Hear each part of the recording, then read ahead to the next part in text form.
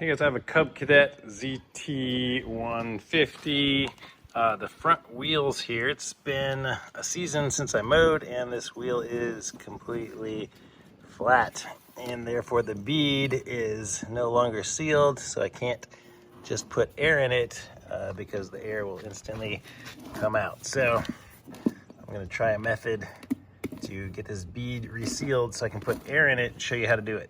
Key is I'm going to use a ratchet strap to wrap it around it and start tightening it in the middle, and that should push the edges out to form a seal. So we'll give it a shot.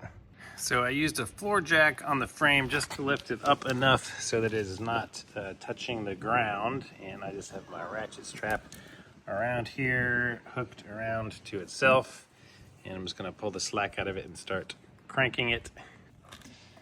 All right, we got the strap on, and now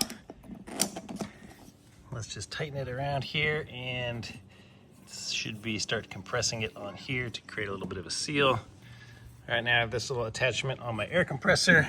Just gonna rotate the wheel to where I can get it on there, and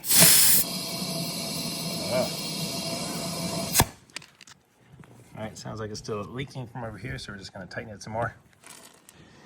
So that's not sealing for me, so I'm going to take the wheel off. It's a 19mm nut and a 19mm end of that bolt.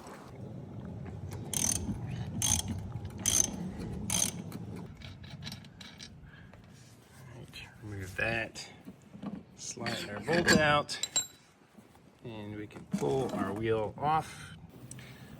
All right, with it off, I was able to kind of push it down and pull it up while I was putting air in it, just with both hands, keep moving it around. All you need is for it to get a good seal once real quick, and it will start inflating. So you can see that it has started to inflate now. So I can just put a little bit of air now that the bead is set, and now I can just slowly start releasing the ratchet a little bit, add more air, and we'll fill it up.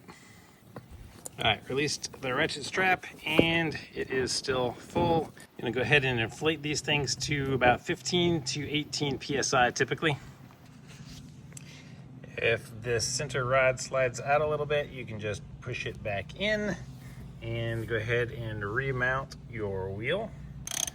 All right, if you have a torque wrench, you wanna torque this down to about 32 foot-pounds. And while you're at it, go ahead and make sure to measure the tire pressure in your rear tires. They should actually be pretty low. The factory wants them between 8 and 10 PSI because they are turf tires. If they actually have low pressure like that, they work really well on grass. All right, hopefully this was helpful, guys. I got a bunch of other DIY maintenance items on these mowers, so check them out on my channel. Make sure you're subscribed. Hit the like button for me if you don't mind. We'll see you guys on the next one.